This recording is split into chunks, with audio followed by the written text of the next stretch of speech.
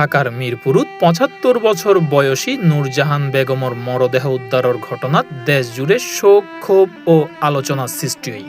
অসহায় অবস্থাত মৃত্যুবরণ করা এই বৃদ্ধার প্রতি সন্তানের অবহেলার অভিযোগ সামনে আইবের পর তার ছেলে মংলা বন্দর কর্তৃপক্ষের যুগ্ম সচিবরে তার পদত্তন প্রত্যাহার করা হয়। নূরজাহান বেগমর আরেক ছেলে বাংলাদেশ প্রকৌশল বিশ্ববিদ্যালয়ের শিক্ষক এবং এক মেয়ে স্থানীয় একখান বিদ্যালয়ের শিক্ষক হিসেবে কর্মরত। তবে পরিবারের সদস্য সকলের উপস্থিতি থাকিবের পরেও বৃদ্ধা মায়ের প্রতি এন করুণ ও অমানবিক পরিণতি জনমনে গভীর বেদনার জন্ম দিই। গণমাধ্যমত প্রকাশিত ভিডিও ফুটেজত দেখা যায় নূরজাহান বেগম যে কক্ষত থাকতো ইয়েন আছিল অত্যন্ত নোংরা ও অস্বাস্থ্যকর পরিবেশ।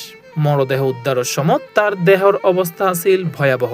সংশ্লিষ্ট পুলিশ কর্মকর্তার ভাষ্য অনুযায়ী মরদেহত পোকামাকড়ের উপস্থিতিও লক্ষ্য করা গিয়ে, যা দীর্ঘ সময় অবহেলিত অবস্থাত থাকিবের ইঙ্গিত দেয়। ঘটনার পর এলাকাবাসী ও প্রতিবেশী অকল তীব্র ক্ষোভ প্রকাশ করছে। তারার মতে একজন বৃদ্ধ মা এভাবে নিঃসঙ্গ ও অবহেলিত অবস্থাত মৃত্যুবরণ করিব তা হন সভ্য সমাজতি মানিল নজায়।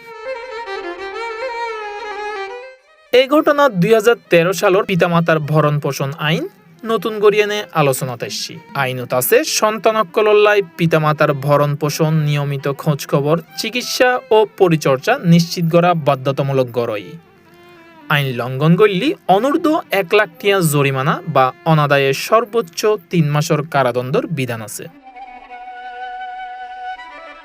একজন মায়ের সারা জীবনের ত্যাগ, ভালোবাসা ও সংগ্রামের প্রতিদান যদি হয় নিঃসঙ্গ মৃত্যু এবং চরম অবহেলা, তবে ইয়েন একখান পরিবারের ব্যর্থতা নয়, বরং আর মানবিক মূল্যবোধল্লাইও এক গভীর সতর্কবার্তা। সভ্যতার নানা অগ্রগতির মাঝেও যদি পিতামাতার নিরাপত্তা ও মর্যাদা নিশ্চিত করণ ন যায়, তবে সে অগ্রগতির মূল্য লয়নে প্রশ্ন থাই যায়। C+ TV, Chittagong.